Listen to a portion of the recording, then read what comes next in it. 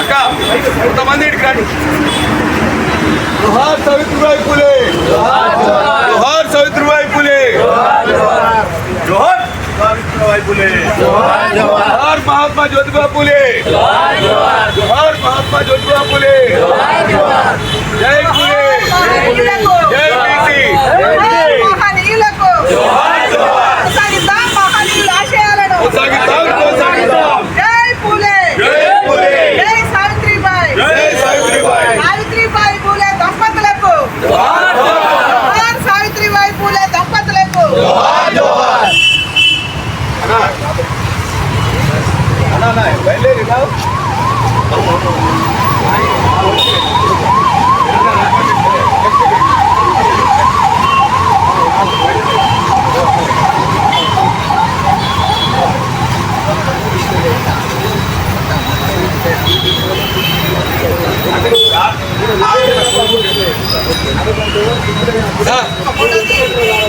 Photo రాదిಲ್ಲ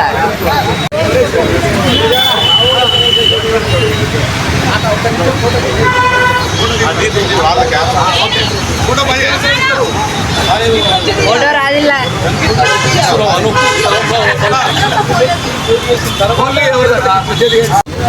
सारे document ready रखो meeting में मेरे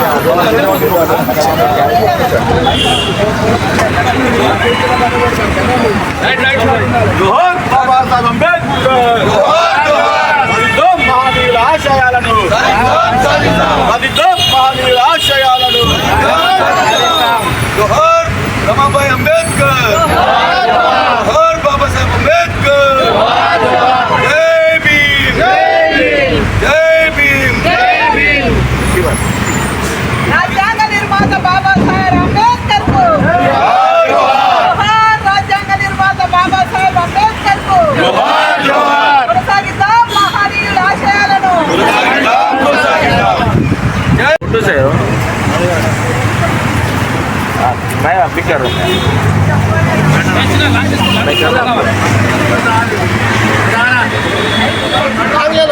ओकेना అవి విగ్రహాలు కనబడండి ఇంత సైడ్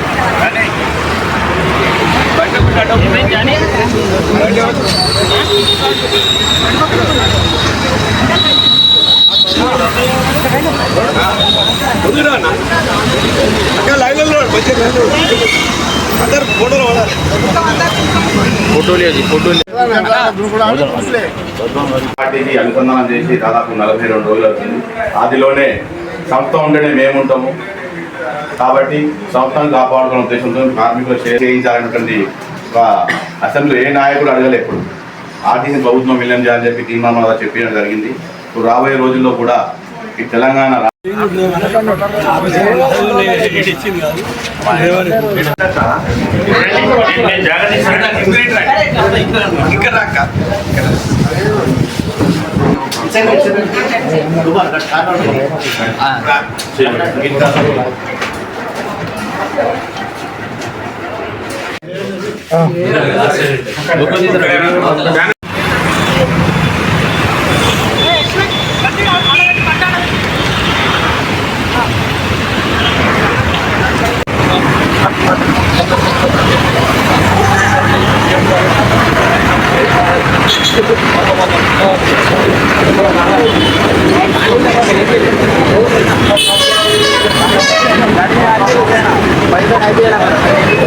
बोलना पैसे तो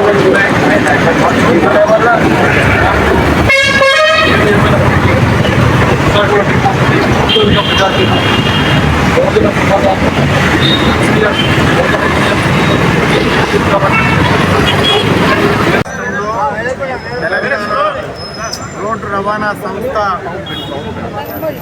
ఇవాళ రిటైర్ ఉద్యోగుల మోసపుచ్చుకుంటుంది.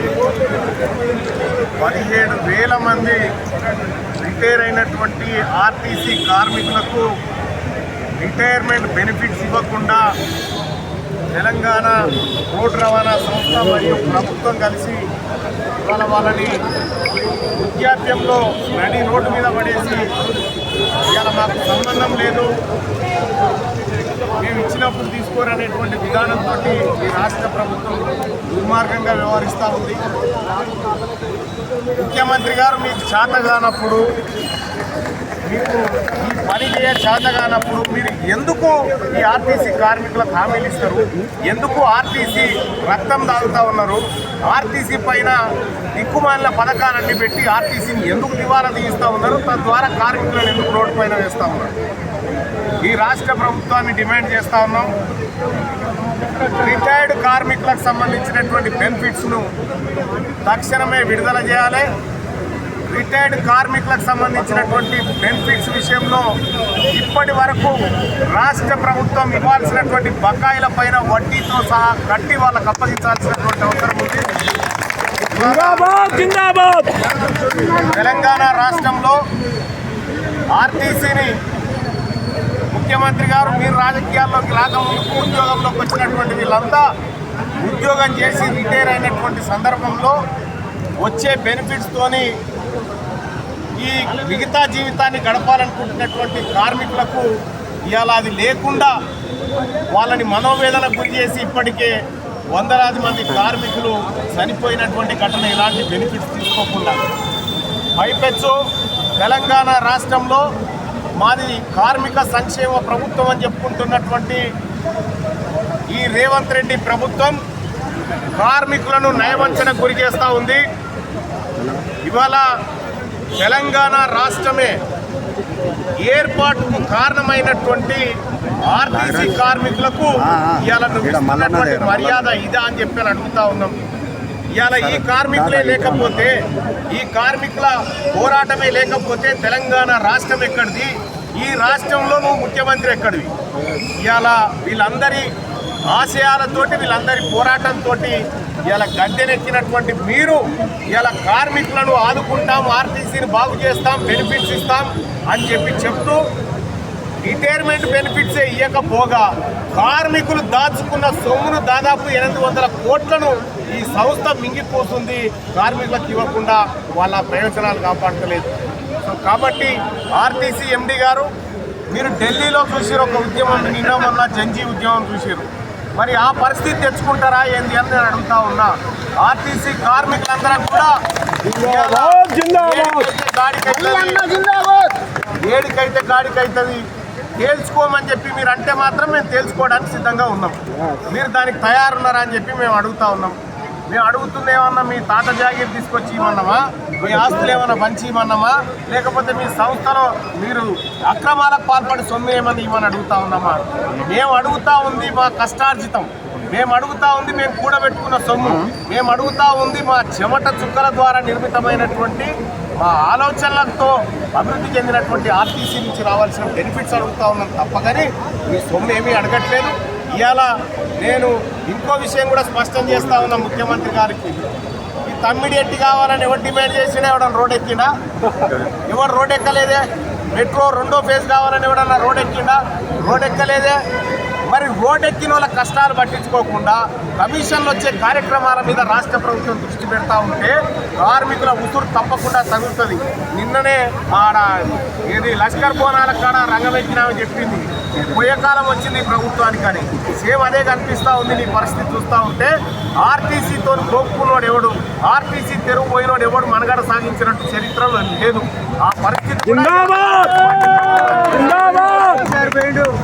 ఇవాళ ముఖ్యమంత్రి గారు పదే చెప్తా ఉన్నాం, మెట్రోను విలీనం చేసుకుంటాం, మెట్రోను విలీనం చేసుకుంటామని చెప్తాను. ఎవరైనా మెట్రో ఉద్యోగం అడిగినాడా విలీనం చేసుకోమని?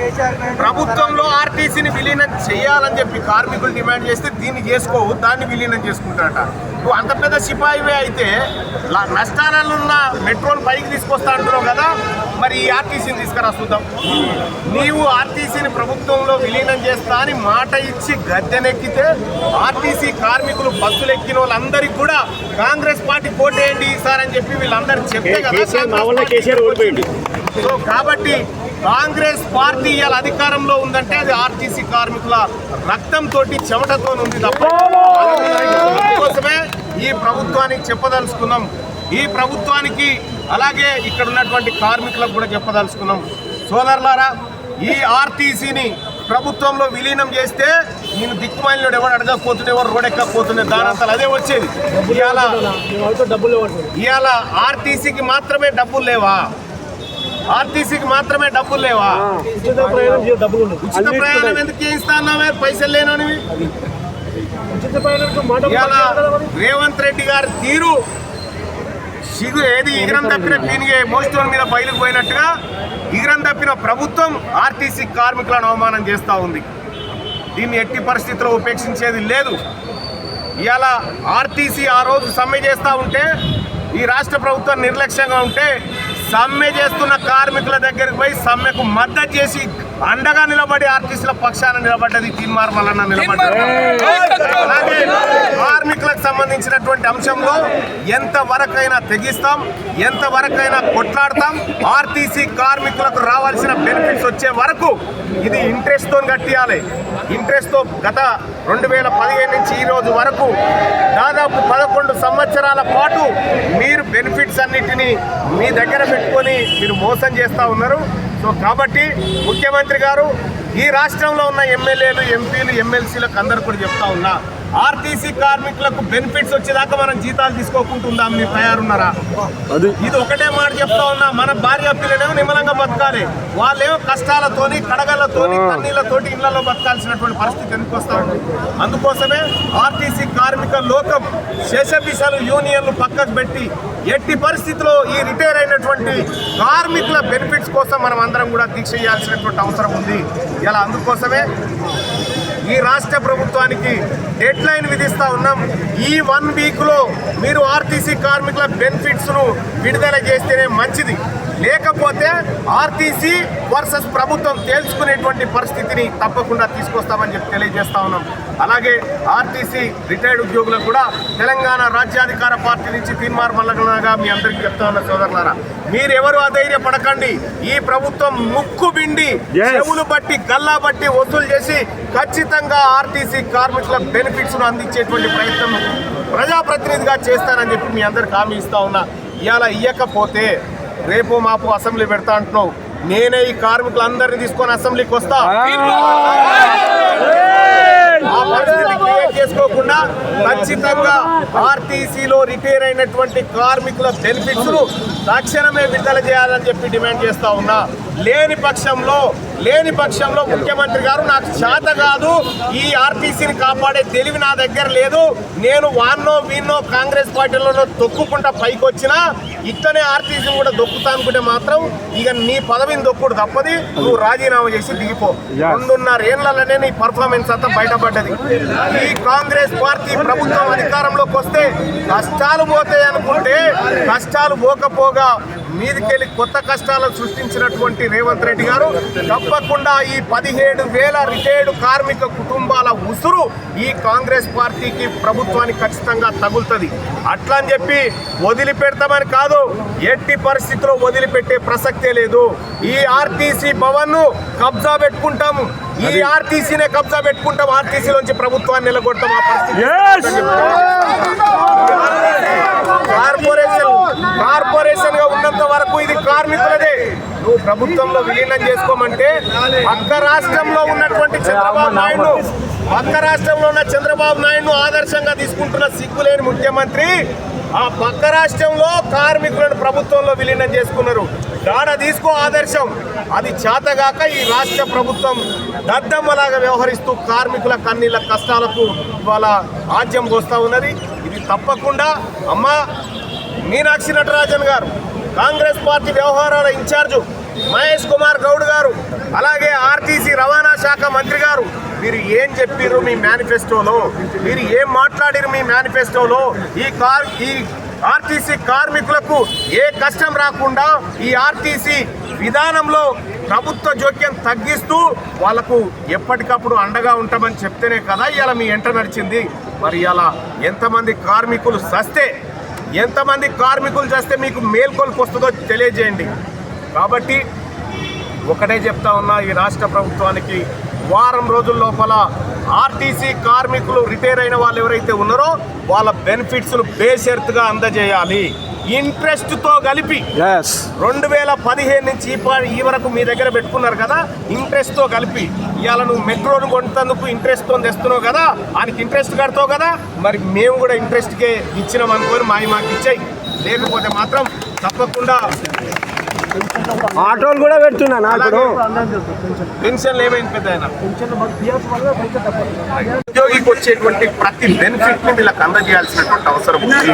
ఇక అలాగే పెన్షన్స్ విషయంలో ఆర్టీసీ కార్మికుడు 30 సంవత్సరాల పాటు ఆ బస్సులు తోలుకుంటా టికెట్లను అరుచుకుంటా ఎవడన్నా తాగొచ్చో వర్రిస్తేనో తన్నుల పడుకుంటా యాక్సిడెంట్లు అనుకుంటా రాత్రి పగలనుకుంటా కష్టం చేసినటువంటి కార్మికులకు 30 ఏళ్ల తర్వాత కూడా పెన్షన్ సరిగా లేదు. మరి ఎమ్మెల్యేలు ఎంపీలు ఎమ్మెల్సీలు 10 రోజులు డ్యూటీ చేస్తే జీవితకాలం పెన్షన్ ఇచ్చే దుర్మార్గమైన ప్రభుత్వం ఎక్కడ ఉంటుందా? ఇలా ఉంటే ఉద్యోగస్తులకు పెన్షన్లు ఉండాలి కానీ రాజకీయ నాయకులకు పెన్షన్లు ఎందుకని నేను అడుగుతా ఉన్నా. కాబట్టి ఆర్టీసీ కార్మికులకు పెన్షన్ విషయంలో కూడా అన్యాయం జరుగుతూ ఉంది. ఈ అన్యాయాన్ని సరిదిద్దాల్సినటువంటి అవసరం ఉంది. తెలంగాణ రాష్ట్ర ప్రభుత్వాన్ని డిమాండ్ చేస్తా ఉన్నా, పొన్నం ప్రభాకర్ గారు మీరు తక్షణమే స్పందించి ఆర్టీసీ రిటైర్డ్ ఉద్యోగులకు సంబంధించినటువంటి బకాయిలను మిత్తితో సహా కల్పించి పెన్షన్ బాధలు కూడా తీర్చాల్సినటువంటి అవసరం ఉంది. అలాగే మొన్న సమ్మె కారణంగా ఇచ్చినటువంటి హామీలలో 1-2 మినహా దేన్ని కూడా అమలు చేయలేదు. మరి అమలు చేయకపోతే ఎవడు అడగడని అనుకుంటున్నారేమో, అడిగే వాళ్ళు కూడా ఉన్నారు. అదే తీన్మార్ మల్లన్న ఆ హామీలన్నింటినీ అమలు చేయాలని చెప్పి డిమాండ్ చేస్తున్నాం. అలాగే బడ్జెట్ లో మొన్న 4,360 కోట్ల రూపాయలు ఆర్టీసీ కోసం పెడుతున్నామని చెప్పి రాష్ట్ర ప్రభుత్వం చెప్పి కేవలం 3,300 కోట్ల రూపాయలు మాత్రమే ఖర్చు చేసేయడం అంటే దాదాపు 1000 కోట్ల రూపాయల ఆర్టీసీ సొమ్మును ఏ దొంగలు మింగుతా ఉన్నారు, ఎవరెత్తుకపోతా ఉన్నారని చెప్పి మేము అడుగుతా ఉన్నాం. ఆర్టీసీ కార్మికులకు సంబంధించినటువంటి విషయంలో తెలంగాణ రాజ్యాధికార పార్టీ కానీ తీన్మార్ మల్లన్న కానీ ఎక్కడ రాజీ పడకుండా ఈ ప్రభుత్వం మెడలు వంచి వీళ్ళ కష్టాలు తీర్చడంలో ఖచ్చితంగా ముందు వరుసలో ఉంటామని చెప్పి తెలియజేసుకుంటూ, ఈ ఆర్టీసీ పెన్షన్ కార్మికులు ఎవరైతే ఉన్నారో వాళ్ళ విషయంలో కానీ రిటైర్డ్ కార్మికుల బెనిఫిట్ విషయంలో కానీ తెలంగాణ రాజ్యాధికార పార్టీ వీళ్ళ ఆందోళనకు సంపూర్ణ మద్దతు తెలియజేస్తా ఉందని చెప్పి మీ అందరికీ తెలియజేసుకుంటూ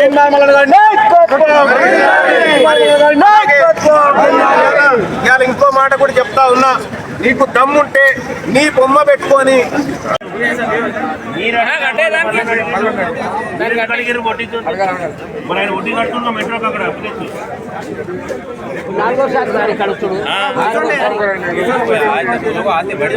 వాళ్ళు వచ్చి చెప్తారు కదా కూర్చోండి అప్పటిదాకా.